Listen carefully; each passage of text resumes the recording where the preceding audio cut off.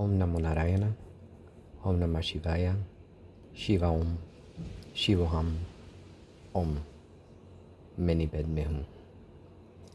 Welcome to another Satsang with your host, Chuck the Yogi, on this more than warm summer night. Let us start with the 6 yogas on Naropa. Let's see, we left at Vajra verses of the whispered tradition. Why whispered? Same for the, in regards to the Upanishads, where it implies somebody coming really close to hear the whispers of the master, because these things aren't supposed to be spoken out loud, at least not traditionally. So in Sanskrit it's called Karnatantra Vajrapada Nama. We'll just leave it at that. By the Indian Mahasiddha Naropa, who was born between 2016 and 1100 CE. That's just a guesstimate. Let's see, let's move on to here. Homage to the transcended and accomplished Buddha Vajradhara. Mahu. The supremely perfect teaching of all the Buddhas, the path of the supreme drop of victorious wisdom, is a reality beyond the expression of words. But I once heard these words of that great unborn path. I, Vajradhara, will speak of that auspicious meaning, offer homage, Ojjana Dakini, and listen well. Because we're talking about things that come from outside of the playground. They can't be expressed in human words. Any expression is just an approximation. Here we go with the qualifications of the guru and the disciple. and in different sutras and texts, they talk about the qualifications over and over again, whether in India or Tibet, doesn't matter. Supreme Guru is someone who is drunk with the experience of the 3 higher trainings. Now, drunk, not necessarily in a literal sense, maybe Drunkpakunli would have a different opinion on that, but I'm not going to get into that. The qualified disciple is someone who has confidence, energy, intelligence, and compassion, is mindful of the shortcomings of worldly life, and has transcended all worldly concerns. Those are acceptable terms. Initiation and the generation stage yogas. In the beginning, one should rely upon the Chakra Sambhara Tantric tradition. By gaining the 4 initiations into the 62 deity mandala. Again, this is very particular to the Tantric path in Tibet. Perhaps also receive the 4 initiations of the 15 dakinis, ripen the mind in this way, and practice wisdom and method combine.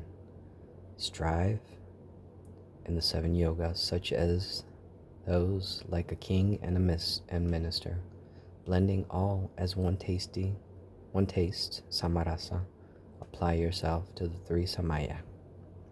So the idea is to perfect oneself in wisdom and in training, so that the mind and body become as one. And the different initiations is just to prepare the energy body for what's coming, to put everything in alignment, so to speak. So let's get to inner heat yoga.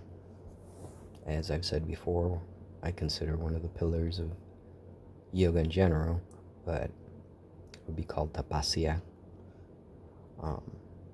in India, but it amounts to the same thing. The pillar of the path is the self-blazing of the blissful inner heat. With the bodily posture observing 7 points, meditate on the form of the deity. The body, like an empty shell. Envision the central channel of Aduti, the side channels. Here they're called Lalana and Rasana. And also the 4 chakras. And in the Indian system would be 7, 6 plus 1. The crown chakra. Syllables A and Hum.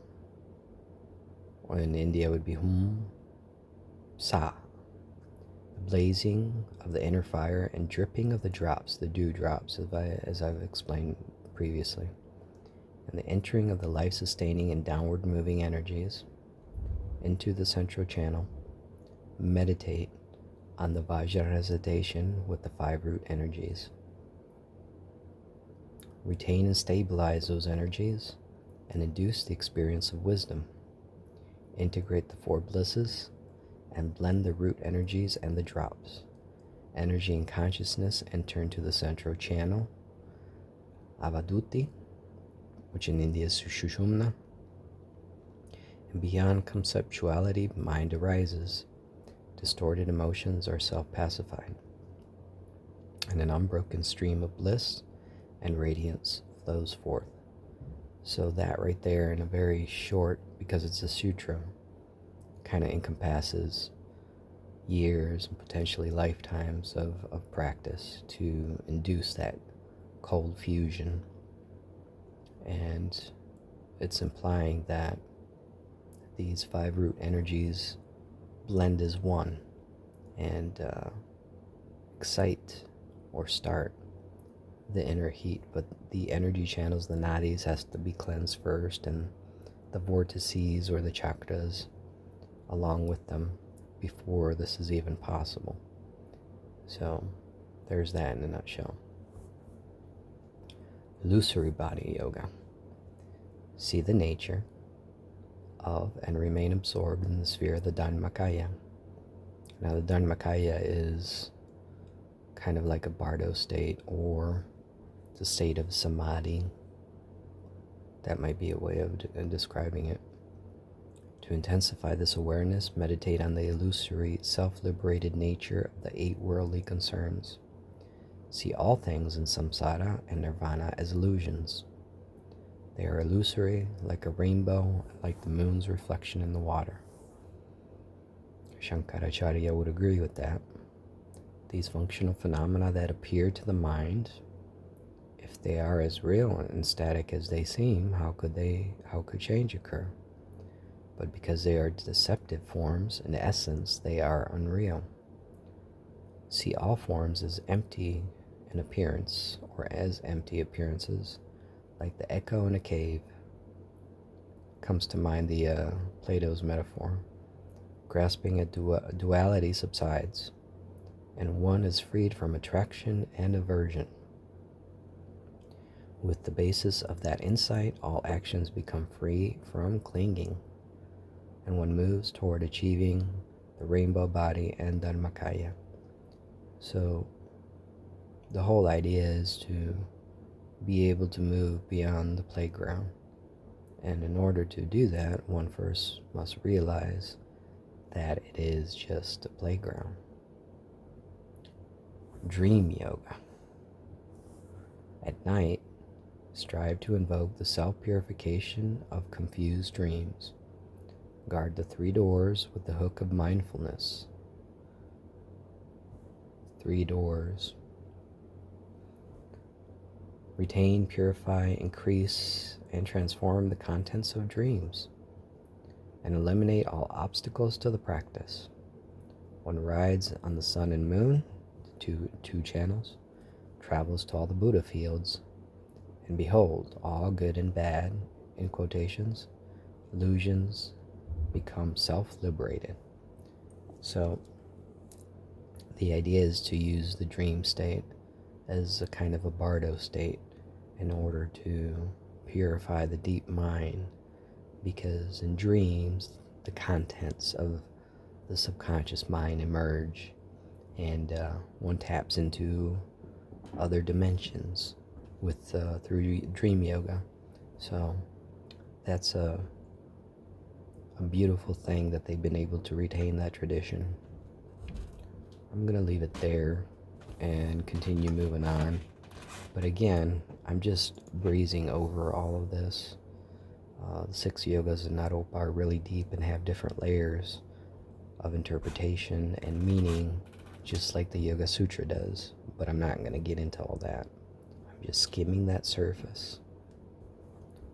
Om Namo Narayana. Om Namah Shivaya. Shiva Om. Shiva Om. Jai Ma. Jai Mahakal.